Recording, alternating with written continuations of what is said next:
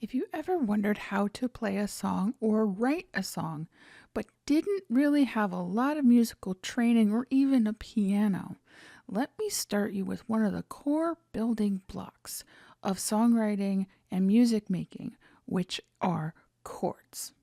Before we even get started, I want to clarify a couple of things. One, music is a language. And just like any language, you don't have to memorize every single thing in the dictionary, and you don't even have to learn how to diagram a sentence before you can speak it, before you can use it.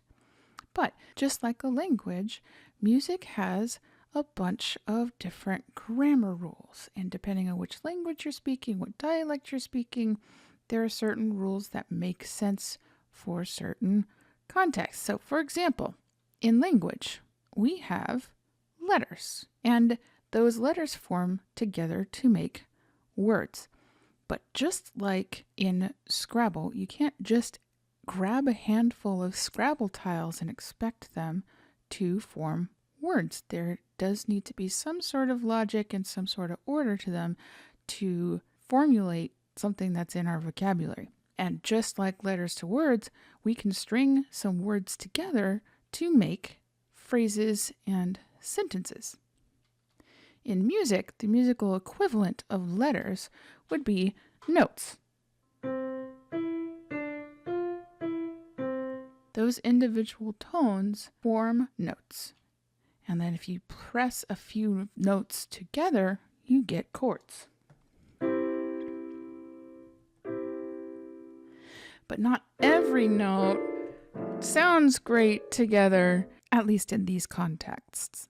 And so we can also string chords together into chord progressions, which form a phrase or a sentence musically. So before we dive in, I do recommend, if you do have a piano or keyboard handy, to go ahead and drag it out of the closet or whatever you got to do.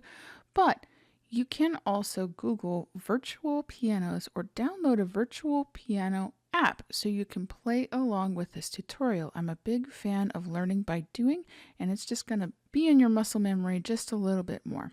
I don't want to recommend specific virtual pianos because new ones come out all the time and people gravitate to one or another, but any virtual piano will really do. If you download it on an app and you use it on a smartphone or a tablet, you can actually tap the keys yourself with your fingers. If you're on a desktop or a laptop, when you find a virtual piano on the web, many of them will allow you to use your computer keyboard as the piano keyboard. So go ahead, take 5 minutes, hit pause, and go find yourself a virtual piano, and then come on back and we'll start the lesson.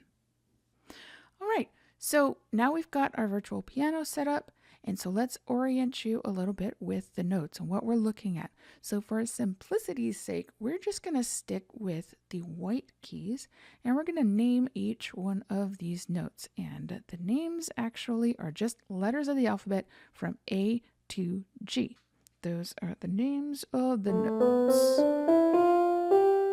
So you're not going to see the letters necessarily on your keyboard. So the way to find your way around is we're going to start with the note C, and you're going to look for those two black notes.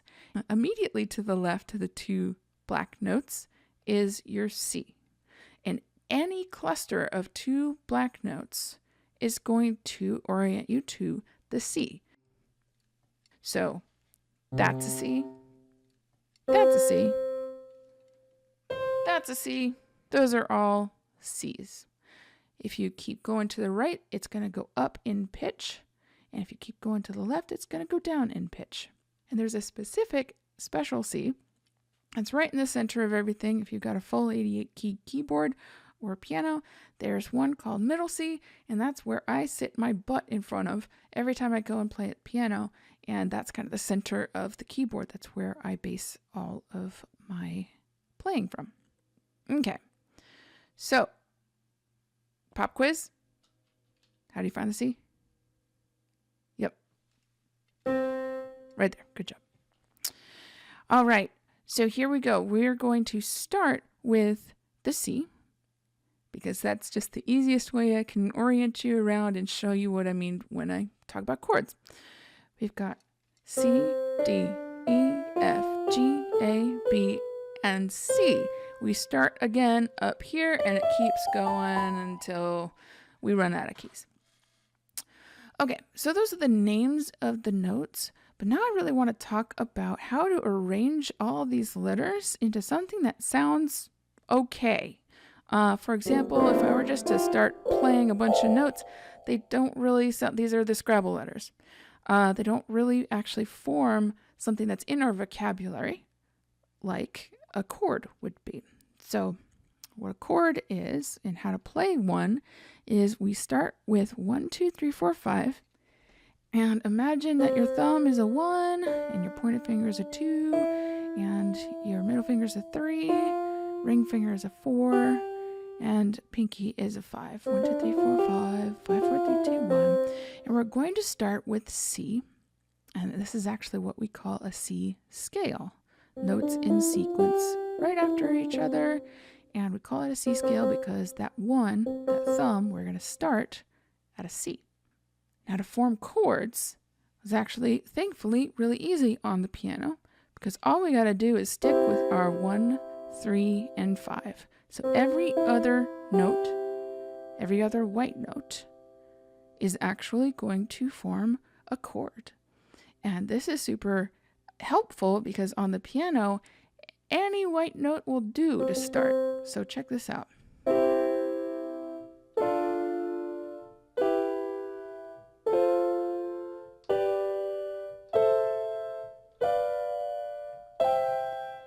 Any one of those is actually going to sound pretty good to our Western pop culture ears. And these particular chords are called triads. And that makes sense because there's 3 of them and it's pretty simple. These are our basic building blocks. The good news is, if you know nothing else about music theory, if you can play triads, you can play music, you can play songs, you can write songs.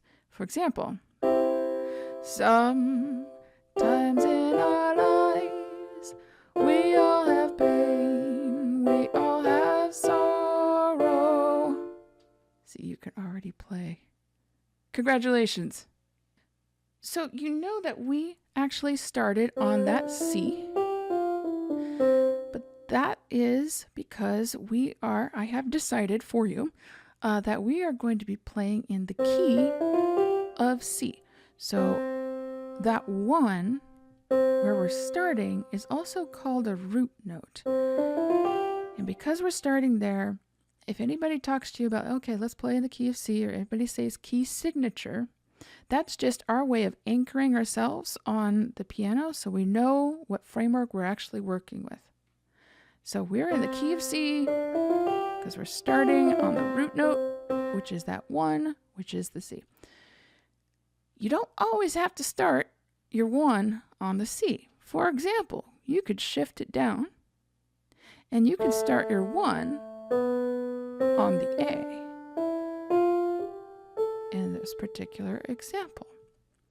And we actually, if you hear it, it sounds sad. As opposed to, the C chord that we've been playing, which is just whistle while you work.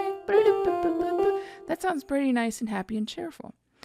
But when we play with this A, and we start that 1 on A and only play the white notes in this case, it sounds a lot sadder. It sounds summertime and the living's easy. It sounds sad. We call that a minor scale. Minor. It sounds sad, and we actually have a particular word for this particular kind of sad, and it's called minor. And we annotate it with a lowercase m. So if you see a key of A minor, the root note is going to be on that A, and we're going to play it in a particular sad way. And in this particular case, all of those white notes are going to form an A minor scale. And that's A minor scale. This is the A minor chord. And you just write it with a capital A and a lowercase m. And that M means minor. As opposed to the major chord, C, which we were just starting at. There's your 1 through 5. Now we just call this C, just plain old C. The major is implied. So somebody might say, hey, play a C major chord, or might say, play a C chord. Same thing. We just assume that everybody is in a major mood and everybody is happy, which is a problematic assumption, but whatever. There's a couple other chords I want to show you that are just as easy. So a C chord, we've got the 1 on the C, and then we skip every other note. So with that same pattern, you can also play an F major chord. So go ahead and give it a shot right now. See if you can figure out, if I'm saying the same pattern, start with an F, what would you play? F major chord. There's your 1, there's your 3, there's your 5. Yep, right there. All right, there's another chord that's easy to play, and that is the G major. I bet you can guess how to play that one. Yep, you got your 1, 3, 5, there's your 1. And that are all the chords that you need to play a whole lot of stuff and to write music. So here's your C, there's your A minor, there's your F, there's your G. And you can actually write it, and you might see it somewhere on the internet, just written exactly like this. C, A, F, G. You know that your thumb's going to start on the C, thumb's going to start on that A, and you're going to play it sadly. And then an F and a G. This particular sentence, this musical sentence, this chord progression, has a nickname, and it's called the 50s chord progression. And this is why. Earth angel, will you be mine? Oh, my love, my darling, or heart and soul. I fell in love with you, heart and soul, like any fool would do madly. I bet you didn't even know that had lyrics. This particular chord progression is used for so many of our most critically acclaimed songs, like Mama just killed a man, put a gun against his head, pulled the trigger, now he's dead. And it can also be used for our worst songs ever. It's Friday, Friday. So this is a tool that you can use for good or evil, and not only can you use it to play a bunch of songs, which, by the way, if you Google the 50s chord progression, Wikipedia has a whole list of songs that you can play with that progression. But not only can you play a bunch of songs, you can also start formulating your own songs. So if you start with,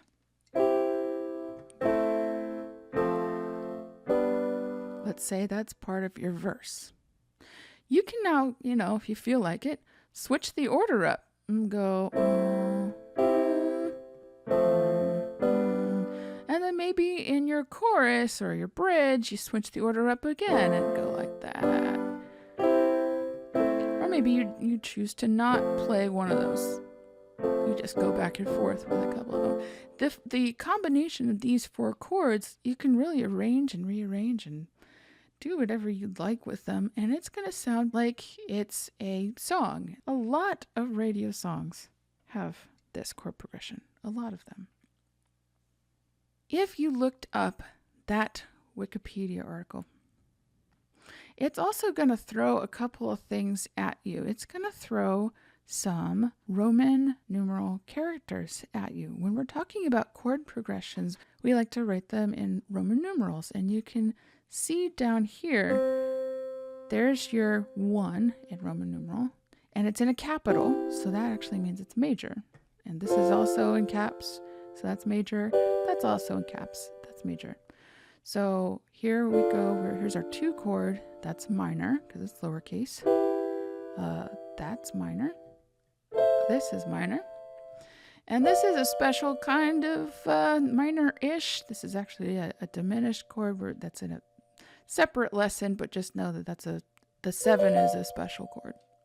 So what we're going to do is we're actually going to fix those Roman numerals in place. I am hereby declaring our song is going to be in the key of C, which means I'm going to fix that 1, that capital Roman numeral 1. I'm going to fix it in place so that its butt is right in front of that C and it's not moving.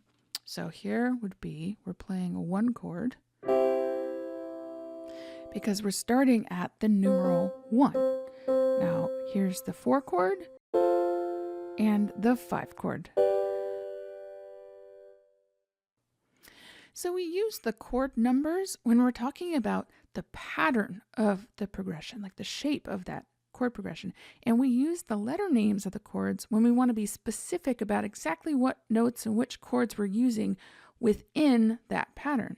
And we do that sometimes because, like, for example, a singer's range might be higher in the key of C, just doesn't work as well with the voice. So we can use the same 1, 6, 4, 5 pattern, but just in another key and starting on a different note. And to do that on piano is actually kind of a whole other lesson, but that's just to give you the reasoning why you might hear people talk about a 1, 4, 5 chord progression as opposed to just calling it a C, F, G progression.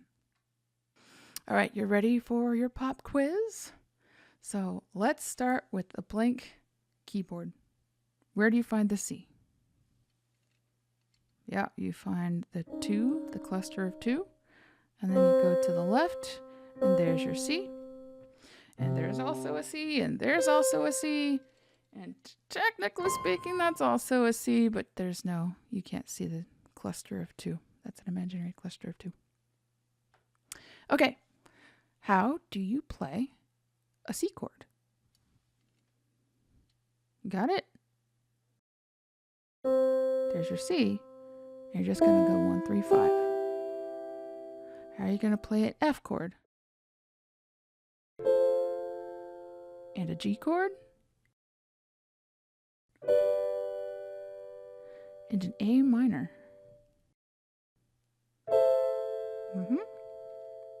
You can also play an A minor down here. You could play an F chord down here, a G, and everything like that. So now that you know a little more about these chords, I'm actually going to let you in on a secret. In fact, you might even call it a secret chord. If you know the song Hallelujah by Leonard Cohen. Well, I heard there was a secret chord that David played and it pleased the Lord, but you don't really care for music, do ya?